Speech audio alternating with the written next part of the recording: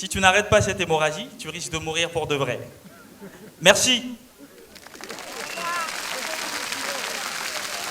Alors cette fois-ci, on va accueillir un cousin à moi.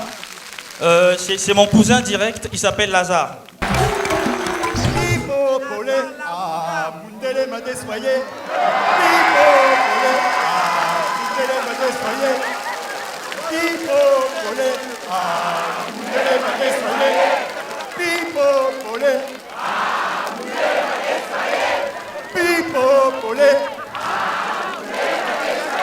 Vous êtes sympathique, vous.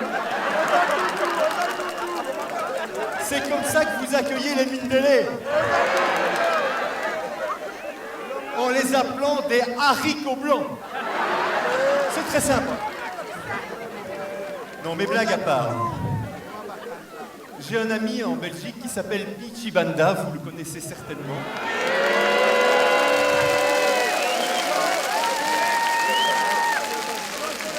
Il a créé un spectacle qui s'appelle Un fou noir au pays des Blancs. Il a eu énormément de succès avec ce spectacle en Belgique. Et dans ce spectacle, il raconte comment il s'est intégré à la vie belge dans son village du Brabant wallon. Alors je me suis dit que j'allais faire la même chose.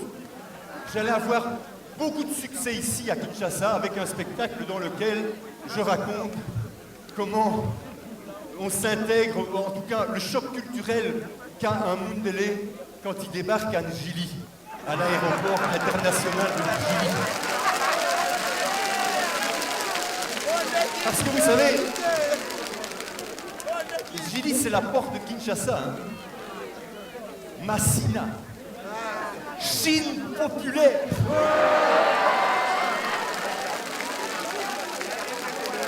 Tous mes amis blancs, quand ils viennent ici à Kinshasa, quand ils arrivent à Massina, ils me disent comment?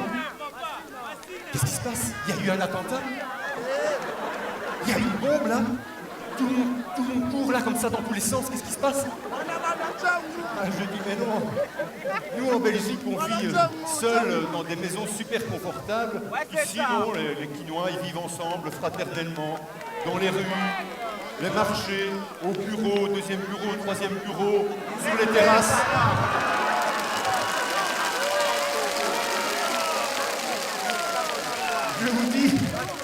Je vous dis, nous quand on arrive ici, tous nos sens sont déboussolés. Mais vraiment, tous nos sens sont déboussolés. Commençons par la vue. Quand je suis venu ici la première fois à Kinshasa, je peux vous dire que je n'avais jamais vu autant de noirs. Non mais c'est vrai. Jamais. D'ailleurs, c'est à cette époque que j'ai appris que moi, j'étais blanc. Non, en Belgique, on m'a toujours appelé Lazare, mais ici, hé, Mundélé, Mundélé. Bonjour, monsieur Leblanc.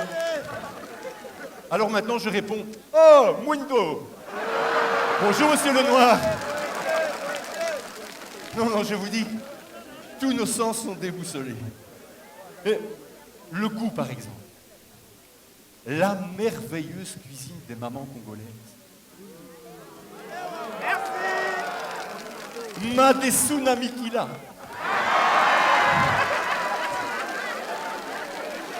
Mbika. Thomson Natangawis.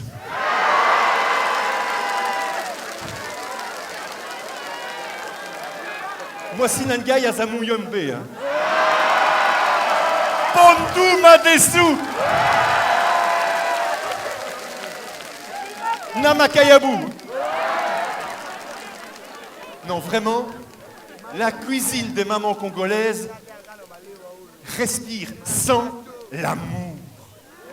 Les mamans congolaises peuvent cuisiner une demi-journée pour que le mari et les enfants puissent manger le soir.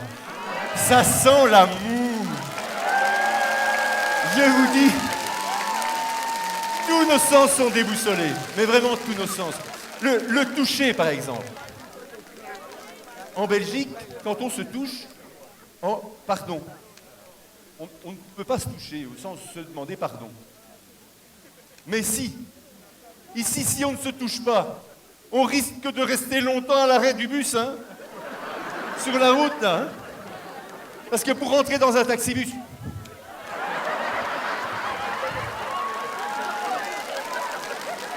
Alors, une fois que vous êtes dedans, vous passez au-dessus des bancs, là. Histoire d'arriver dans le fond du taxibus, près d'une fenêtre, pour qu'on puisse avoir un peu de mou pépé. Alors, à votre gauche, vous avez déjà un vieux papa, là, qui est là, assis. Et puis, tout d'un coup, vous voyez une grosse maman, là, qui rentre dans le bus et qui fait la même chose que vous. Elle vient s'asseoir juste devant vous, la moitié de son fessier sur le banc, l'autre moitié sur vos genoux.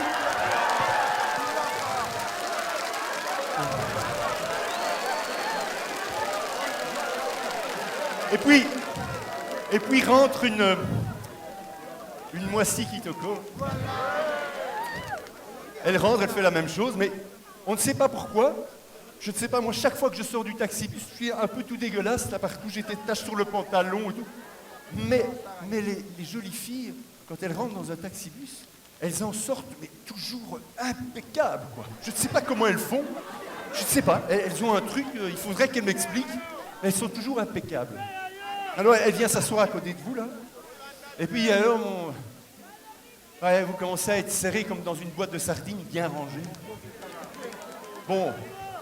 Vous aviez commencé une conversation avec la sardine d'à côté. Bon, vous vous dites, ben, on va blaguer un peu avec la sardine de droite, quoi, de l'autre côté. Et puis, bon, vous la baratinez un peu. Et si vous arrivez à bien la baratiner, vous pouvez peut-être obtenir un rendez-vous. Ou plus, si affinité. Et puis voilà, on est bien serré et le bus démarre. Et alors là, oh, on commence à souffrir. Mais enfin, on souffre ensemble. Parce que les bancs sont, vous savez, les bancs sont fabriqués avec 2 cornières métalliques, avec une planche en bois au milieu. Bon, excusez-moi, mais je n'ai pas les mêmes coussins que vous. Hein.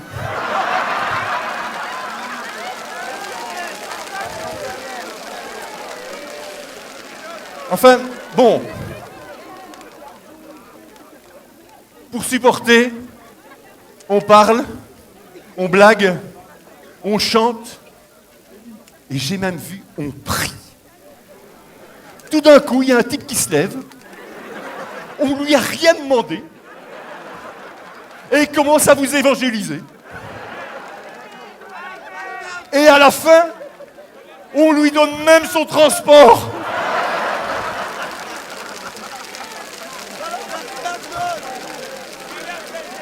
Non, non, je vous dis, tous nos sens sont déboussolés. Et il y a tous les trucs qui nous sidèrent, nous, à Kinshasa, quand on arrive ici. Il est vivant. Qui? Acclamons le Seigneur.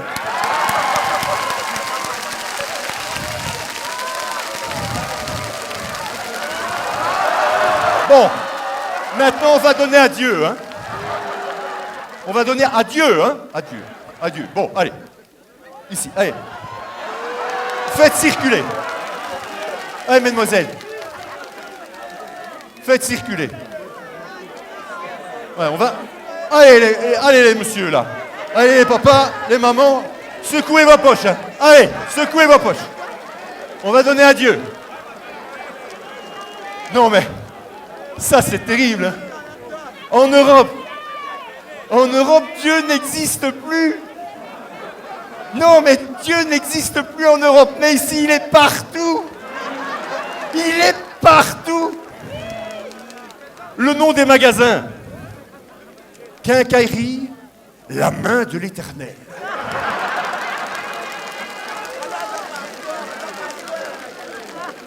Pharmacie, Dieu Tout-Puissant.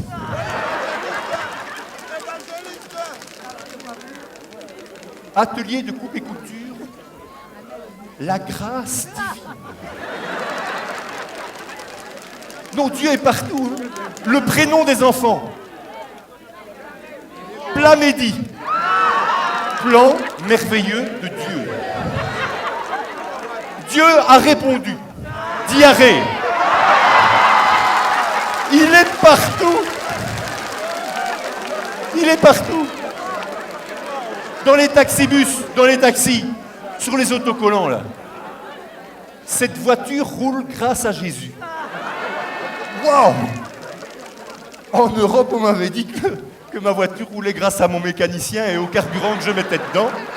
Mais ici, au Congo, on fait des économies. Elle roule grâce à Jésus. Pas besoin de mécano, pas besoin de carburant. Fantastique. Non, mais ça, il y a vraiment tous les trucs qui nous étonnent ici à Kinshasa. D'ailleurs, vous connaissez l'adage qui dit si tu donnes un poisson à un homme, il mangera un jour. Si tu lui apprends à... Non, pas à pêcher. Si tu lui apprends à prêcher, il mangera tous les jours. Voilà, il y a vraiment tous les trucs là qui nous étonnent. Un petit dernier. La sexualité ici à Kinshasa. Excusez-moi, mais j'ai beaucoup voyagé. Mais je n'avais jamais vu une ville où le sexe est aussi présent dans la tête des gens. Dans une grande partie des gens. Vraiment incroyable. Il est tellement présent qu'on a même créé un ministère du plan.